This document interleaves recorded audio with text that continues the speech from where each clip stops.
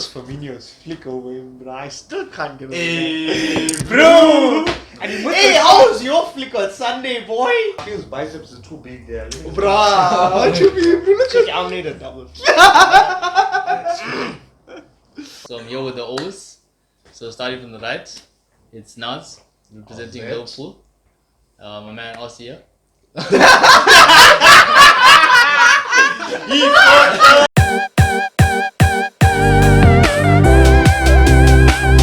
Nation, the show made for the O's by the O's. Today we're doing the post-match review for match day 4. On my right is Nazia, supporting Liverpool. Next to him is Caps All the guys for Arsenal. On my left is Sai for Chelsea, and the next team is Bobbles supporting United. What's happening? So we'll start off with the United game, United versus Southampton. United played away this weekend, ended off 1-1. So let's hear from the United supporter first. Bobbles, what are your thoughts on the game? Everything was looking good in the first half, but the 10 minutes we were 1-0 up. I don't know whether the talk that the Southampton coach gave his team was very good, but they came back, but they did get a red card in the second half as well. A bit of dirty play going on there, hey? Yeah, that was disappointing. I mean, you couldn't score against 10 men. Basically last, 15 minutes remaining. The last 15 the second minutes. half. So It's disappointing as a United supporter, but what can we do but move on? Do you think this? I heard Paul Pogba is injured now. Sounds that way. I think it is that. I'm hearing this for the first time.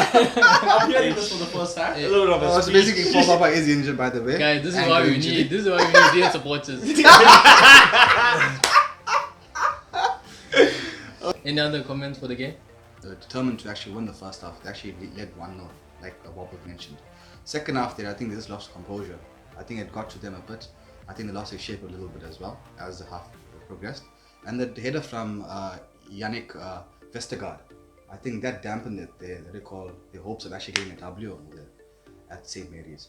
I think the momentum was with Southampton for that period of time. And unfortunately, they did concede a red card in Danzo in the 73rd minute. But nevertheless, United did have numerous chances to seal the game. Especially 10 men down, you have that one-man advantage. So they didn't capitalize, unfortunately. I think Oli is really under severe pressure at the moment. You know, this first season or this start of the season so far for United has been the worst since the league started in 92-93. No, you did mention that. Yeah. This is the least number of points they've gotten since that first league. So it's really a bad start for United. Sir, any comments? Yeah, well, I feel they lack captaincy. Let's put it that way. They lack someone being authoritative, and I feel that's their biggest downfall, considering the fact that they have a lot of money and spending 97 million on Mourinho.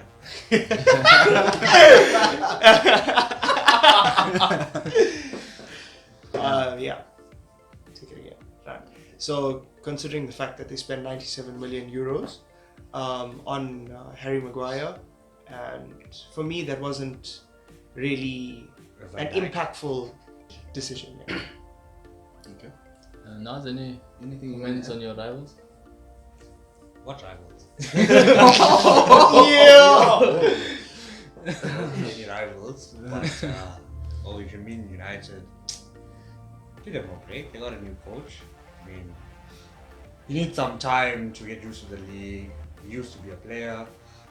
He's doing his first managerial role in a big league, so give him half the season maybe he'll have a better second half, but I highly doubt it at the moment that they're gonna see any miracles happening. They need to just focus on playing as a team, getting their players to learn how everyone plays. I mean, they don't have a solid front line. They got good players, but they don't have a team in the front. So once they can get that in order, things will happen. Okay, moving on to the next match, Chelsea versus Sheffield United at the Bridge. So that game also drew 2-2. Sir? You have not a first-time coach in Frank Lampard. He is, for me, one of the best players of his time. phenomenal at being an attacking midfielder, which you can see is what he's trying to make as a difference in Chelsea currently. Consistently playing Mason Mount and Tammy Abraham, young players. Look, it's one of those seasons that we're going to only grow from, and it's one of the seasons we're just going to hope for the best. Just to add on what Sal just mentioned just now, I think Chelsea had a very strong first half actually. Tammy Yes. Abraham scored 2 goals, Yes. I think the 19th and the 23rd minute. Yes. So I think that their momentum was with Chelsea for the first half. I think the second half, that's where they went pear-shaped. I think they got too complacent in a sense, like where, you know what, we led 2-0 at the first half. I think we'll, take it for granted that we're going to win the game. But little did they know that Sheffield United had another thing coming for them. 2 goals, recall in a matter of like, I think 15 or 20 minutes towards the ending. And that Kurt Zuma mistake was very costly. And it was not the first time, it was the second time it happened in a matter of weeks. So I think overall, Frank has a lot of soul searching to do at the moment. We're currently in this international But break. it's not only that. I mean, he's coaching for the first time in a big league that he used to play in, where he was a big player. So that pressure must be getting to him as well as being back in the limelight. No doubt. I So- think the pressure is already there. He knew what he's getting himself and into he's initially. showing it like It's just that, unfortunately, to his mentality, I think as a player, knowing that you're leading 2-0 at halftime, to him, I suppose that this is Chelsea. This is a big, it's a big team. It's a big, club. That's true. And I think, I suppose, it's also going to be a learning curve for him as well at the end of the day, because he's, as the season's progressing, he's also learning as well. Because remember, he coached for Derby County, if I'm not mistaken. Yeah. Sahil? Yes. So I think this is a very big step up from Derby County. I think first division to Premier League. You can't really judge the truth for what it is. Correct. So yeah, let's just give him time. I think. Well, look, it's not that bad of a start for me as for the team that we're playing, considering the fact that Manchester United have the exact same points as us. So, a team which It's true. it's true. A team that could spend 97 million on a defender, where we weren't even allowed the opportunity to spend this they transfer have window. embargoment at the moment, so Yes. that's where the downfall is Yes, currently for the yes, club. we have a ban currently, which will come up after the next transfer window. Yeah, So- but it doesn't I mean- justify now what's going currently Yes. ongoing at the moment with Yes. Chelsea Football Club. So Man City at home, scoreline of 4-0. Bit of a thrashing there. Expected from City. I don't think there's no City supporters there. So what do you think about the performance? Oh well, phenomenal as usual. David Silva on top again. Kevin De Bruyne phenomenal. Aguero with good finishes, 6 topping the Premier League goal scorers. So he's doing phenomenal. Look, City and Liverpool are the team to beat this season. Bubbles? I have no clue. I was waiting for that. Yeah, so on to the next game, it's Liverpool versus Burnley. Liverpool played away this weekend. 3-0 to Liverpool. I think well played by Liverpool, but let's get comments from a Liverpool supporter. Yeah, it was a very interesting game. I honestly thought Burnley would put up a better fight. I always look at Burnley as one of the stronger lower end teams that really give the top 6 a good run for their money. But that's actually, I was on a phone call with Sahil when the first goal was scored, and I was screaming. Like, I mean, Jens, what a player. Yes, he was going for the cross, but I mean, for But it to happen that way. apparently it was an own goal. Yeah, Deflection. deflection. Yeah. It was a deflection. But I mean, look at it. Our 2 fullbacks are just on form. They run up. They're making the crosses. So out of their whatever how many million crosses they make in a game, it's bound to be a goal or 2 coming from it. So yeah, I mean, it was a great game. Bit of greediness from Salah. I don't You know. think that? You think he was greedy? You feel? I feel, You feel as though he I, didn't give money I to don't know. I Chelsea. think it's not only about giving money. I think he feels that because he was scoring such when he first came on, when he was scoring so many goals, that he's got something to prove that he can keep on scoring that amount of goals every single season. And I think it's getting to him a bit. And I feel like he just needs to relax and he needs to feed his partners, Firmino and Mane, and they'll feed him back the ball. He'll come through. He just needs to stop being a bit selfish and start thinking for the team. I mean, we could have won a game 4-0, 5-0 easily. But hey, one positive on that, Firmino got up to 50 goals, first Brazilian in the league. So Congratulations to Firmino. now he deserves it. I mean, he's a very underrated number 9. Although it's a false number 9, but I'm saying everyone talks about this striker, that striker, but Firmino is the one player that will drop back, win the ball, go up and score the goal. And you saw it if you watched the game this weekend. Alright, anyway, on to the main event of the weekend. Sure. The North London derby, Arsenal versus Tottenham. What a game it was. What a game. I don't know if you'll watch it, but sure. End-to-end stuff. Caps? Absolutely cracking. Blockbuster match, I think. North London derby, I think it was the 185th one, if I'm not mistaken. And what a spectacle we actually witnessed. Unfortunately, Arsenal didn't come out with a W, like we mentioned earlier in our video, but I think overall the spoils were shared. I think if it wasn't for Lacazette's goal before half time, we wouldn't be talking here with a draw. Could have been a one-sided affair, but I'm actually happy that Arsenal came up with a point at least from that game, because Tottenham looked very, very good, personally speaking.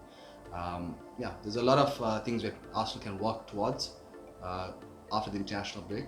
So we just have to wait and see what Emery does. And there's a lot of players currently, like Mkhitaryan was mentioned earlier on a season-long loan to Roma, and there's a few other players also going out as well. So until everything is finalized and transfer window is officially closed, I think we'll get more fluidity in our team, which we're lacking at the moment. But to be honest, the lineup for me, the front line was set up perfectly, but the midfield and the defense you couldn't do much with most of the injuries. But the midfield, it looked like Emery was a bit defensive. You put 3 central defenders in there. I mean, come on, you had Ceballos on the bench, you had Ozil on the bench, but you decided to put Torreira, Guendouzi and Xhaka. How could I forget about Granit Xhaka? Seriously, Ozzy, like really, bro. You just go watch my previous videos what I mentioned about Granit Xhaka. It's come to fruition. This man needs to take a long, good look hard at himself. You know what I'm saying? He needs to look hard at himself in the mirror and think, what am I bringing to Arsenal's football club as a captain and as a player? Because clearly he does not bring any qualities at the moment, which I think any supporter is happy about. Especially that dive in the box to give the penalty away. Like really, I mean, you're a captain. You're supposed to lead from an example. What are you doing, sliding in like that? It's no, honestly, no. We need to have a harsh talk in the dressing room. And you know what? He needs to stand up and own it. Like he made the mistakes. Now he needs to rectify himself or be benched now. It's either one of the two. I don't want any bad things to happen to him in terms of him getting injured or not. But I think he needs to just take a seat back and look at how the squad plays without him. You'll see a big difference in that sense there. Yeah, I think he's the last player in the squad that needs to be changed before we can see Arsenal really shining. But who do you change him with?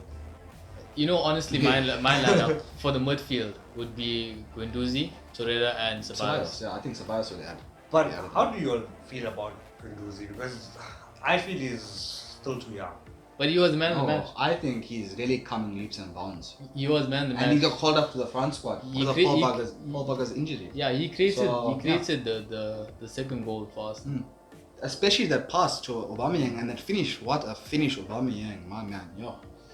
But you know what? The best moment of that North London derby was when Lacazette scored. Did you see his celebration? Just like have you seen his celebration? Stand there for the O's. You know what I'm saying? I know. At first, I thought that was to the Arsenal supporters, but that was to the Tottenham supporters. Yeah. That was just like. That's what passion is all about. Because you see, probably only saw us stomach. I think it was a good first 4 matches of the Premier League. I think we all missed the Premier League except for some people over here. Yeah, but 2 weeks till we get back. International break. But you can watch out for our indoor football experience videos. Let us know what your comments on the first 4 matches, especially match day 4. And what are your predictions for the top 4 going forward? And if you want to be on the video, guys, let us know. You know, Yeah. just hop in. We need Yeah, some any absentee unique supporters, any unique supporters of Burnley, Aston Villa, show up. Yeah, no problem. Let's. And yeah, especially for the top 6, just to have your comments and your views on the game. Just remember, like, share, and we'll see you in the next video.